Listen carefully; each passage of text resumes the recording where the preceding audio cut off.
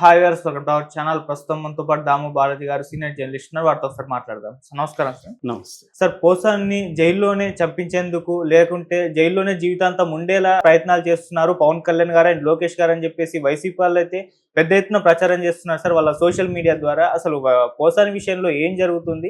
మరి నిజంగా పవన్ కళ్యాణ్ గారు, లోకేష్ గారు ఇటువంటి ప్రయత్నాలు చేస్తారంటారు ఆయన విషయంలో? మరి మీరేం చెప్తారు సార్ దీనికి సంబంధించి? అంటే వాళ్ళేమి హత్యకు ప్లాన్ చేస్తున్నారు అని ఇంకోటి కాదు, కానీ పోసాన్ని పర్మనెంట్ గా జైల్లో ఉంచే కార్యక్రమం చేస్తున్నారు.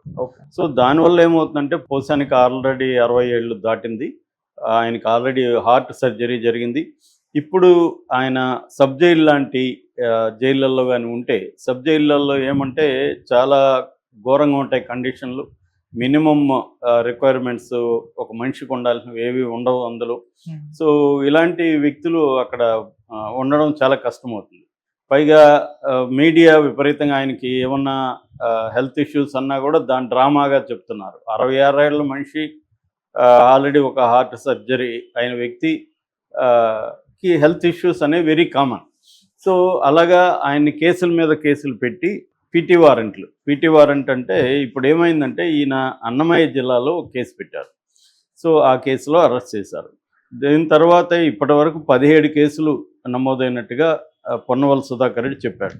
నిన్న ఏమైందంటే 3 జిల్లాల వాళ్ళు, ఒకరేమో పల్నాడు జిల్లా నర్సరావుపేట పోలీస్ స్టేషన్, తర్వాత అల్లూరు జిల్లా, తర్వాత అనంతపురం జిల్లా, ఈ 3 జిల్లాల పోలీసులు పీటీ వారెంట్లు కోర్టులలో తీసుకున్నారు. పీటీ వారెంట్ అంటే ప్రిజనర్ ట్రాన్సిట్ వారెంట్ అంటారు. ప్రిజనర్ ట్రాన్సిట్ వారెంట్ అంటే అర్థమైందంటే ఒక వ్యక్తి ఒక కేసులో జైల్లో ఉన్నప్పుడు, ఆ వ్యక్తి వేరే కేసుల్లో కూడా ఉన్నప్పుడు, వేరే కేసుల్లో ఉన్న పోలీసులు ఆ వ్యక్తిని మేము కూడా కోర్టుకు ప్రొడ్యూస్ చేస్తాము ఫలాని కేసులో అని కోర్టుని అడుగుతారు వారెంట్ ఇవ్వమని. సో కోర్టు పీటీ వారెంట్ అని ఇస్తుంది. ప్రిజనర్ ఇన్ ట్రాన్స్, ఆల్రెడీ జైల్లో ఉన్నాడు కాబట్టి ఒక కేసులో జైల్లో ఉన్నప్పుడు ఆ కేసులో బెయిల్ వచ్చినా లేకపోతే బెయిల్ రాకపోయినా ఆ వ్యక్తిని తీసుకొచ్చి ఇంకొక కేసులో కోర్టులో ప్రొడ్యూస్ చేస్తారు. ఇది మామూలుగా సిఆర్పిసి 267 ఉండేది. ఇప్పుడు బిఎన్ఎస్ఎస్ భారతీయ నాగరిక సురక్షా సంహితలో 302 ఈ సెక్షన్ చెబుతుందన్నమాట. 302 ప్రకారం పీటీ వారెంట్ ఇష్యూ చేసే అధికారం మ్యాజిస్ట్రేట్కి ఉంటుంది, అడిగే హక్కు వీళ్ళకు ఉంటుంది. సో వీళ్ళు ఏం చేస్తారంటే ఇతన్ని ఇప్పుడు నిన్నేం చేస్తారు వీళ్ళంటే ఇక్కడ నర్సరావుపేట పోలీసులు తీసుకెళ్ళి ఆయన్ని రాజంపేట రైల్వే కోడూరు జైల్లో సబ్ జైలు నుంచి తీసుకొచ్చి ఇక్కడ కోర్టులో ప్రొడ్యూస్ చేశారు. కోర్టు మళ్ళీ దీంట్లో కూడా రిమాండ్ ఇచ్చింది. అంటే ఇప్పుడు అక్కడ బెయిల్ వచ్చినా ఆల్రెడీ మళ్ళీ రిమాండ్ ఉంది కాబట్టి ఆయనకి బెయిల్ వచ్చినట్టు కాదు. అంటే ఇలాగా వరుసగా 17 కేసులు పెట్టుకుంటా వెళ్తే ఆయనకి బెయిల్ ఎప్పుడు వస్తాయి? 17 కేసుల్లో కనీసం ఒక కేసులో బెయిల్ రావాలంటే నెల పట్టిన 17 కేసుల్లో 17 నెలలు పడుతుంది. మళ్ళీ కేసులు పెట్టడానికి గ్యారంటీ లేదు. సో అంటే 2-3 ఏళ్ళు మినిమం ఆయన్ని ఇలాగా సబ్ జైళ్ళల్లో ఉంచితే ఖచ్చితంగా ఆయన ఆరోగ్యం క్షీణిస్తుంది గ్యారంటీగా. దాంతో ఆయన ఇండైరెక్ట్గా చావు వైపుగా తీసుకెళ్తున్నట్టుగా మనకు అర్థమవుతుంది. ఇప్పుడు సాయిబాబా దాదాపు 95% వికలాంగుడు, 10 ఏళ్ళు అండా సెల్ సింగిల్ సెల్లో ఉండడం వల్ల ఆయన ఆరోగ్యం క్షీణించి బయటకు వచ్చిన 1 ఇయర్ లోపల ఆయన చనిపోయారు. సో చాలాసార్లు ఏంటంటే ఖైదీల్ని అదేదంటారు కదా, పొమ్మన లేక పొగబెట్టినట్టుగా ఇండైరెక్ట్గా వాళ్ళని వేధించి చేయాలి. అయితే దీనికి ఇప్పుడు ఇతను అర్హుడా అన్నప్పుడు ఖచ్చితంగా ఇతని మీద కేసు పెట్టదగిన నేరం అయితే తను చేశాడు పోసాని. ఎందుకంటే అతి దారుణంగా పవన్ కళ్యాణ్ గురించి, వాళ్ళ ఫ్యామిలీ గురించి, స్త్రీల గురించి, పిల్లల గురించి దారుణంగా మాట్లాడాడు, నో డౌట్ అది.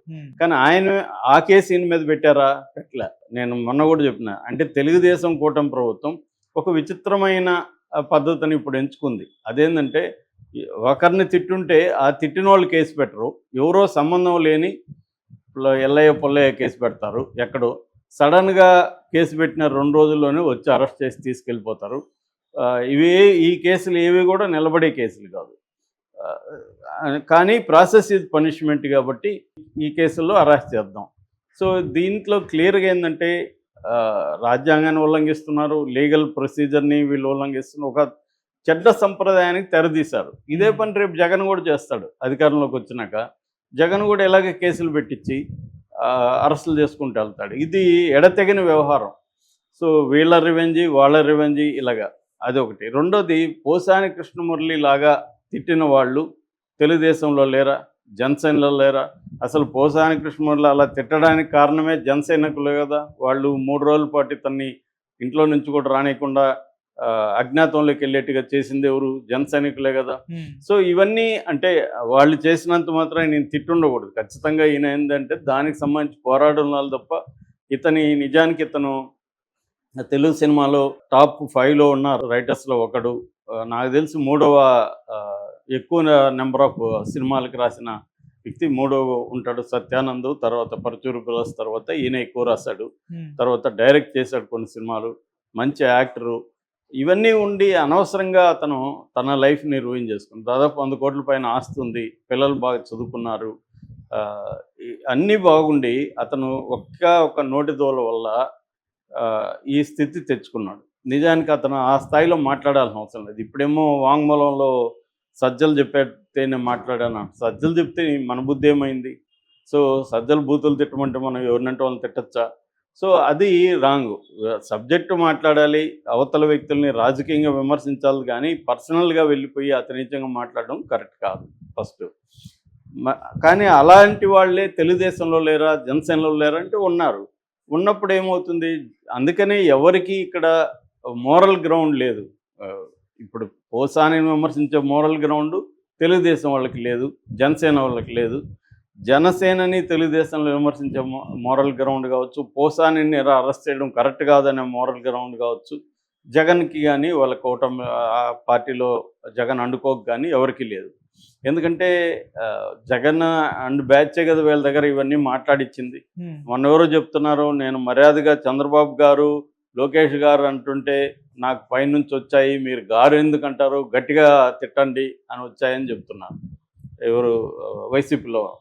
అంటే అలాగా భయంకరంగా పర్సనల్ లెవెల్లో అటాక్ చేయించింది ఎవరు? జగనే కదా. జగన్ కావచ్చు, ఎవరైనా వైసీపీ నాయకులు.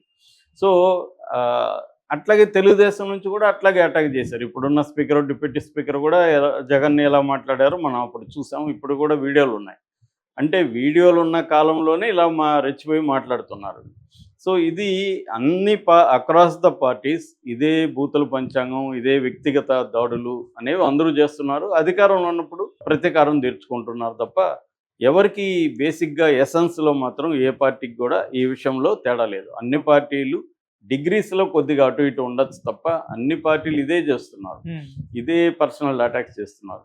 సోషల్ మీడియానే కాదు, మెయిన్ స్ట్రీమ్ మీడియాలో కూడా కూర్చొని పెట్టి ఇలాగే చేస్తున్నారు, వాళ్ళ దగ్గర మాట్లాడిస్తున్నారు. సో ఇది సరైనది కాదు. యాక్చువల్గా ఇదేంటంటే ఇది ఏ రకంగానూ సామాన్య ప్రజలకు ఉపయోగపడేది కాదు. వీళ్ళ రివెంజ్ స్టోరీలు. అసలు రెడ్ బుక్ అనేదే రాజ్యాంగ వ్యతిరేకమైన వ్యవహారం. అంటే నేను కొంతమంది పేర్లు రాసుకొని వాళ్ళను హింసిస్తానని. అయితే లోకేష్ అలా రాసుకోవడం వెనక కూడా మళ్ళీ రీజన్ ఉంది. ఎందుకు రాసుకోవాల్సి వచ్చిందో లోకేష్, దానికి జగనే కారణం. లోకేష్ రెడ్ బుక్కి కారణం ఎవరు? మళ్ళీ జగనే కదా. ఎందుకంటే జగన్ వీళ్ళని అరెస్ట్ చేయించి కొంతమంది బ్యూరోక్రాట్స్, పోలీసుల ద్వారా కూటమిలో ఉన్న నాయకులు కావచ్చు, కార్యకర్తలు కావచ్చు అరెస్ట్ చేయించడం వల్లే లోకేష్ పేర్లు రాసుకోవాల్సి వచ్చింది. ఇప్పుడు కనీసం లోకేష్ కానీ వీళ్ళు కానీ మేము జగన్ లాగా చెయ్యం, మేము డిఫరెంట్గా చేస్తాం అని కానీ నిరూపించగలిగితే ఇక్కడికి ఫుల్ స్టాప్ పెట్టచ్చు. కానీ వీళ్ళు మేము ఇంకా ఎక్కువ చేస్తాం, మేము ఇంకా ఘోరంగా చేస్తాం అని వీళ్ళు డిసైడ్ అయ్యి చేస్తుంటే జగన్ ఇంకా ఎక్కువ చేస్తాడు కదా మళ్ళీ. సో ప్రజల్లో కూడా వాళ్ళు చేశారు, మీరు చేశారు, వాళ్ళు చేశారు అన్నట్టుగా అయిపోతుంది తప్ప